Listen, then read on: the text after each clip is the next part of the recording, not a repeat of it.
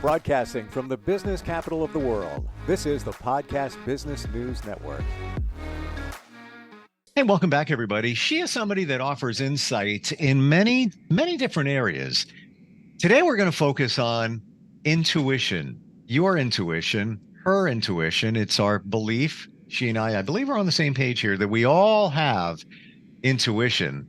It's being able to hear it, receive it, or block other things out so you can. She has intuition. She has been, you have an amazing background, marriage and family therapist from back in the day, offering coaching and everything. When Noelle Deane is her name. When did you feel that you had spiritual connection or being able to channel or doing any kind of that kind of spiritual stuff? Or was it like really from the beginning of your life, way back in the day? Thanks for asking that, because as a professional medium, it's easy to compare myself to other like famous professional mediums and think, well, I didn't have that. Well, I didn't start there. Well, my story is just really different. I don't feel like I was born to do this any more than I think anybody else is. And if you would have said to me 10 years ago I'd be doing this kind of work, I would have laughed, like genuinely. So I don't know if I blocked it and I always had it, but I don't know that I have it more than anybody else has it. I think that we all have this. How are you able to turn it up or turn other things off so you could hear it clearer? Yes, that's really the question for everybody is it, first of all, it's creating a space to allow information to come in. And that means turning down the noise in the rest of your life. A lot of times people are woken up in the middle of the night. You get information as you're falling asleep because there's no other in for your spiritual team, let's say. And that's like ancestors, loved ones, let's say your spirit guides or teachers. They need room. Like when I do a mediumship reading now, I've started saying to people, hey, please don't say anything until I get all of their info because you're always going to be louder than them. And that's like how it works. So if you've got a lot of music or TV on or you're around a lot of noise, it's hard to hear. I need quiet.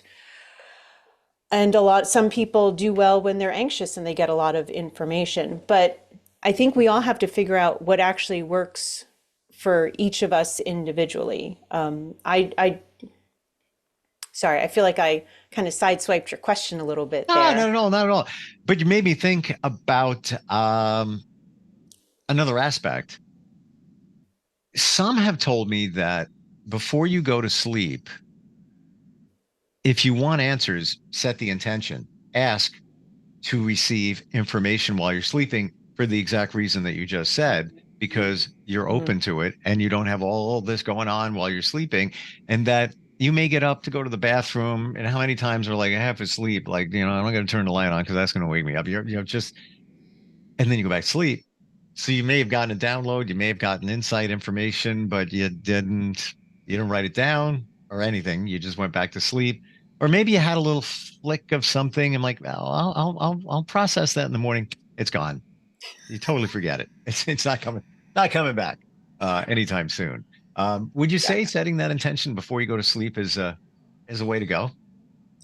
For people who get information in their dreams, that's a really smart way to go. I have dreams that feel symbolic sometimes. I don't know that I get downloads. Some people get a tremendous amount of information in their dreams.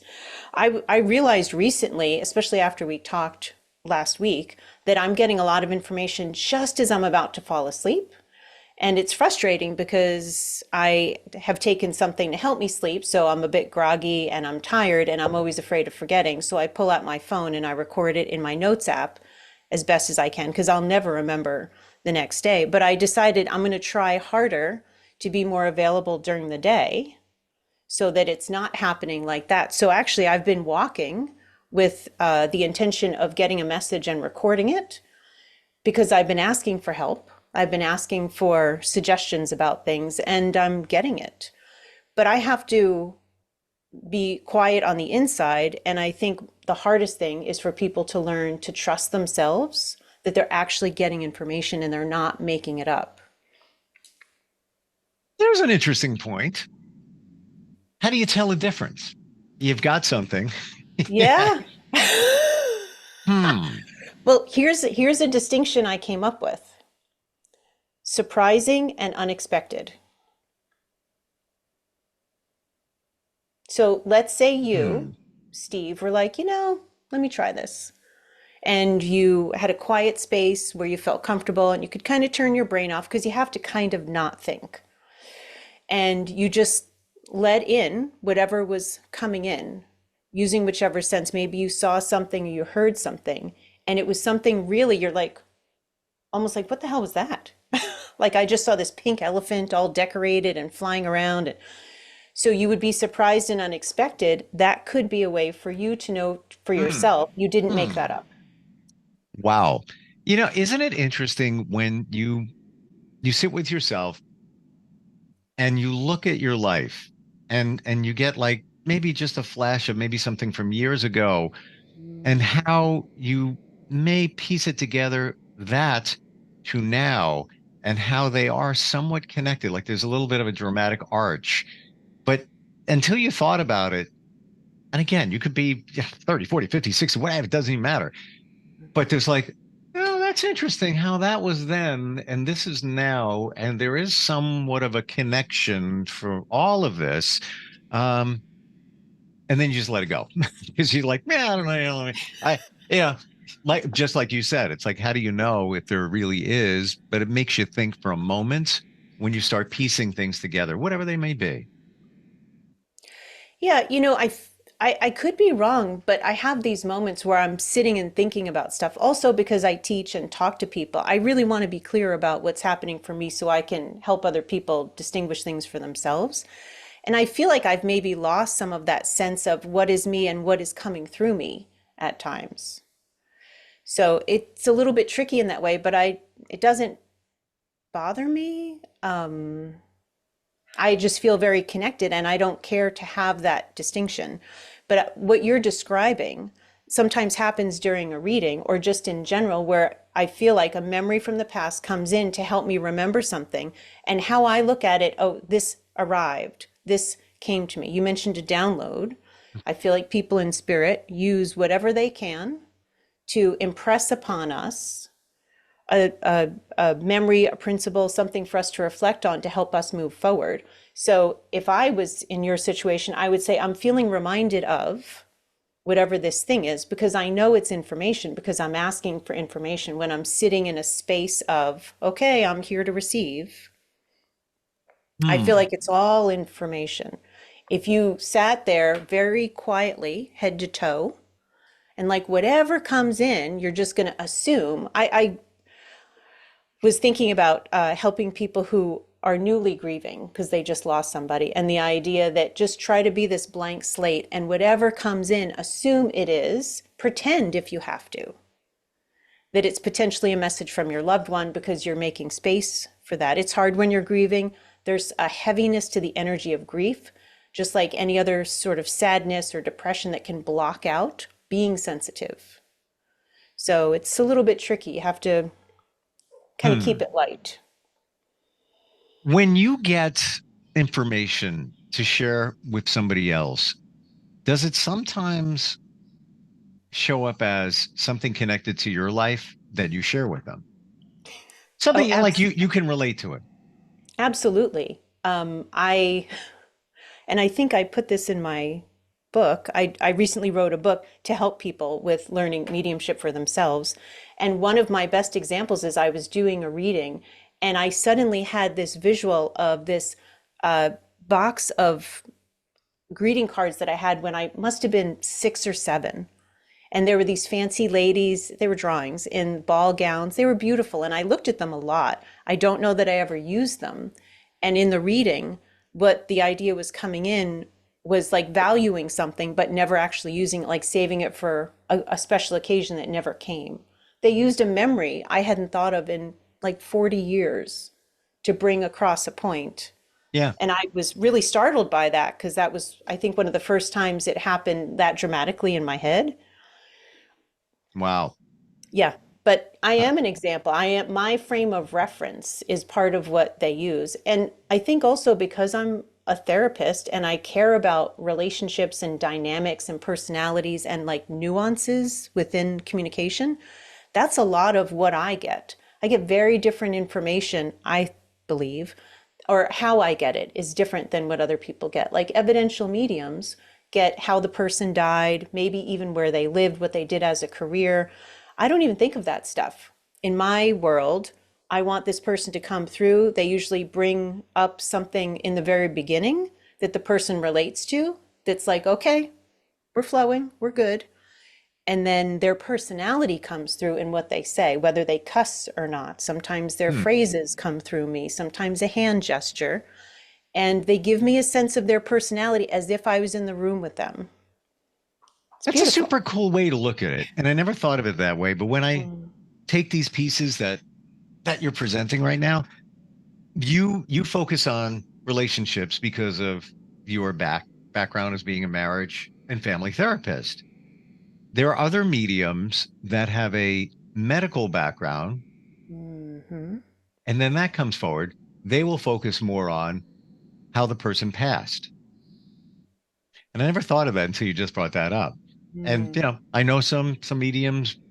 One was a phlebotomist, so not like a deep medical background, but yeah. they were in a hospital. They were connected to that, and maybe some background in physiology or whatever it might be. Um, but whatever you bring to the table, you focus more on the relationship, the connection. Hmm. Interesting. I'm going to say you're an empath. Would you say that? Oh, yeah. I'm such an empath that it's hard to find TV shows and movies to watch anymore with my husband because everything kind of bothers me. It's very frustrating. I get you. Yeah. Yeah. I only realized that I am one in the past 2 months, and I'm the one that would Oh. always say to others, do you realize you're an empath? Like you're taking on somebody else's energy. Long story short, I'll laser here. I'm on the board of the Girl Scouts, and they suggested we do a strength assessment test. There's a bunch of them out there, and there's one where it identifies 34 of your strengths from top to bottom. So I'm like, okay, I'll do it. 30 minutes rifling through like 100 questions, rapid fire. I get done. I'm like, whatever. So I get the results, and number one comes up, strength communication. All right, duh. Been doing that, since I was a kid, literally. Number two, empathy. Mm. And I was like, oh, and that was kind of my wake up call to now it's in your face. You need to protect yourself a little bit. And to your point, and this is a man admitting this, I don't want to watch videos like you see reels all the time online or in America's Funniest Home Videos where people get hurt. Oh, yeah. I turn it off. I'm like, and I see it coming, not watching it because I feel it. I know Mm-hmm. I've never admitted this to anybody. And Mm. it's been for years. Anybody I've ever been with, I'm watching. I'm like, I don't really want to watch that right now. I don't want to. I just like people slipping and falling and all of that. I feel something like I feel for them, and I don't want to do that. It doesn't support me. I don't find it entertaining. Mm. People making fun of other people feeling pain and all of that. But maybe that's because I'm an empath too. I don't know. That's like the definition of an empath. An empath is like an energy sponge. An Never heard energy it put that sponge. way. So if I was feeling a lot of anxiety, let's say right now, you might start feeling like, what's going on? Because you would likely pick up on it because you are empathic. And it's not But easy. I would be the one that would pick up on it and then try to help you with it. I would try And to calm that's, you down. yeah, that's the gift of being around an empath, not necessarily the gift of being the empath. Because if you don't take care of yourself, you may hang on to my anxiety and it's not your energy.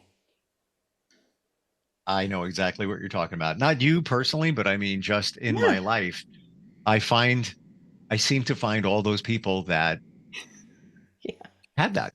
I don't know. It's just, I'm a magnet. Yeah, it shows up. I don't know. Um, but yeah, and I always want to help as well. Um, interesting. Where we jumped down a rabbit hole. Interesting look at, the mediumship. side of things and what comes to somebody like you in terms of visions, information, downloads, if you want to call it that. Hmm. Um, how can you express it? Like, what do you get? I always am fascinated when talking with mediums, what they're receiving, because it's always different.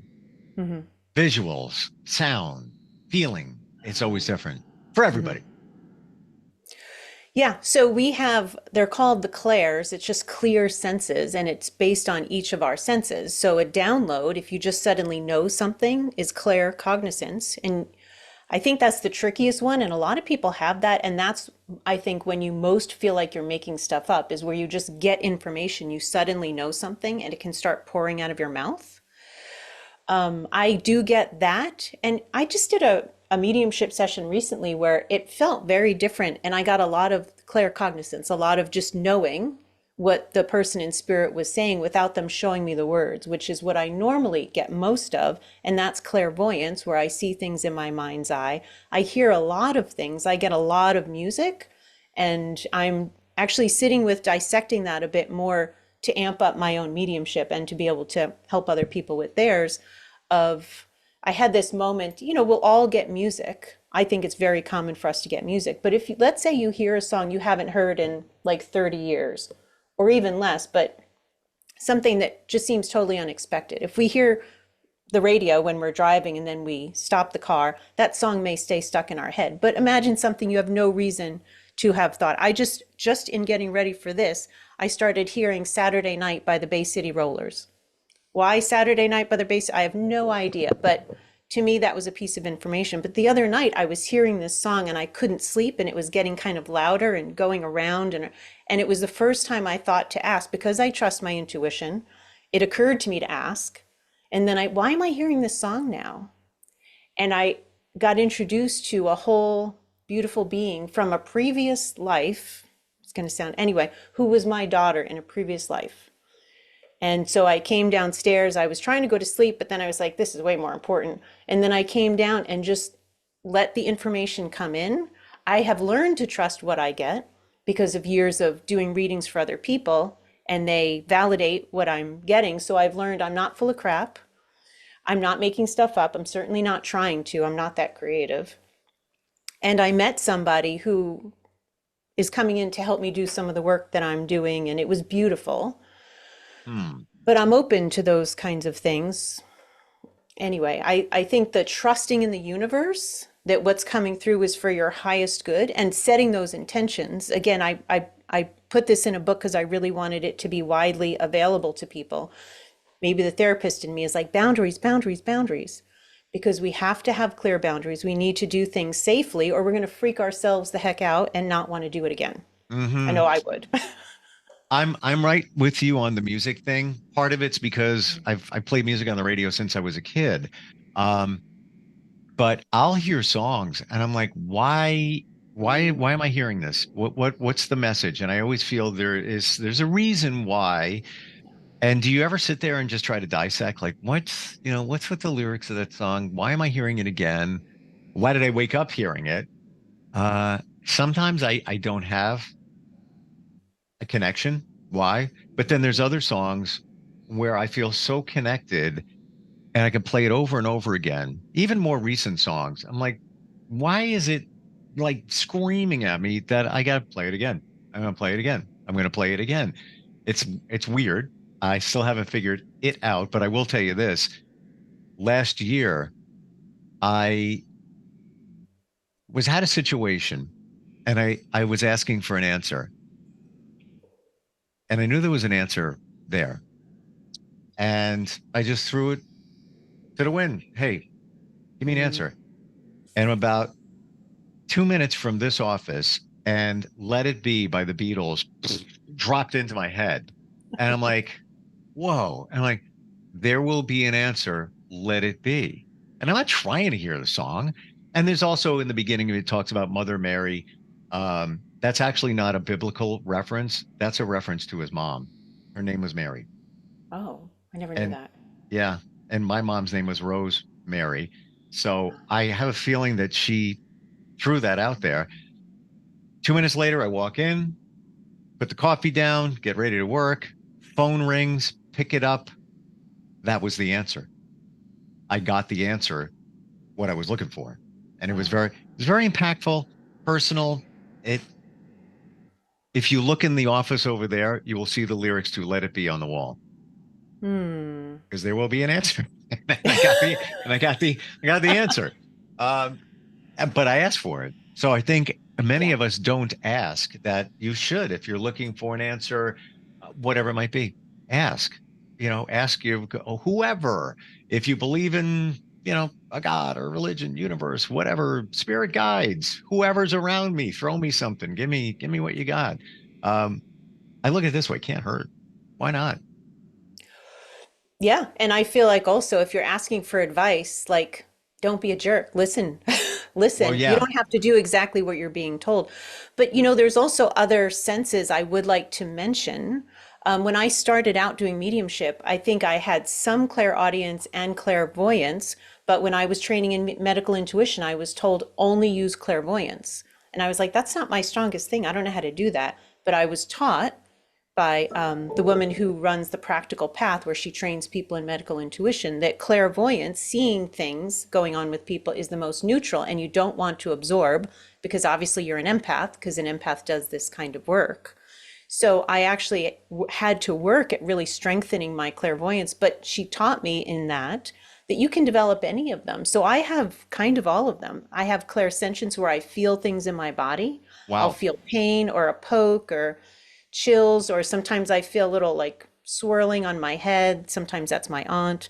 I have clair empathy, which just started maybe 2 years ago, where I feel what I call the intensity of the person in spirit, because it's not necessarily sadness, but it makes me cry. And sometimes I cry. Like it hits me hard because they're very close to me and I'm expressing either love or maybe sometimes regret. You can smell things, you can taste things. I mean, all of your senses can come into play. You just don't necessarily recognize that those are messages yet until you do. Um, I medical intuition trained. I didn't know that that was training. Yeah, I've taken two different kinds of training, actually. I took one, like I said, and it was a great training. Actually, the person who started the practical path just wrote a book on medical intuition that's won awards. So I'd highly recommend it. Her name is Wendy Coulter, and it was an excellent training. And then I took a training called shamanic medical intuition, Wow. which actually brought in more of my other mediumship. I think I had mentioned like I've spoken with kidneys and I see these little like emojis that represent kidneys and I can interact with them. And when I first took this intro to shamanic medical intuition, she mentioned that. I was like, "Oh my goodness, I see that too." And so it was really nice to bring in more mediumship and what feels more creative for Wow. me. Yeah. I had no idea. I've heard of medical intuition, um, and how you can see things that maybe even a doctor can't, or Mhm. it's it's not medical advice, but it's another tool like sonogram, X-ray, whatever. Um, wow, wow. We're out of Yeah. time, and I'm going to throw to you your homework assignment. I've got a song for you, just dropped in. I Beautiful. looked, and I know the lyrics, but I looked them up because it resonates here. Part of the Plan by Dan Fogelberg. He was an artist in the 70s, since passed. This wasn't a Mhm. big hit, but one of the tracks on his album. Some kind of message comes through to you, some kind of message comes through, and it says to you, love when you can, cry when you have to, be who you must. That's a part of the plan. Await your arrival with simple survival. And one day we'll all understand. And one day we'll all understand. And there's more to it, but kind of says what we're talking about. What? I don't know what the plan is. if I think, Who does? you know, some believe that there is a plan and it'll be revealed. Yeah. Who Yeah. knows? I don't know. How do we find you, Noelle? I would love to hear from anybody at connectingwithnoelle@gmail.com. My website is connectingwithnoelle.com. I offer a variety of services, including helping people strengthen their own mediumship and intuition through intuited channeled coaching. I think it's a lovely service, and I would love to empower anybody who has felt stuck to help themselves get unstuck. Wow. Learned a lot today, even validated many things that I always wondered about. Never knew that we had this music connection as well. Interesting. Thank you so much for being here today. Thank you so much. It was nice spending time Appreciate with it. you. You too. Okay. And we'll catch up next time. We'll be right Okay. back. Are you looking for even more of the podcasts and hosts that you love? The Podcast Business News Network is proud to announce that you now have even more ways to listen live. Check out the MyTuner Radio, online radio box, and Simple Radio apps on iOS and Android, or find us online. Search for Business News Network on mytuner-radio.com, or search Podcast Business News Network on streama.com and onlineradiobox.com/US. Take your podcast on the go and don't miss a minute of the action.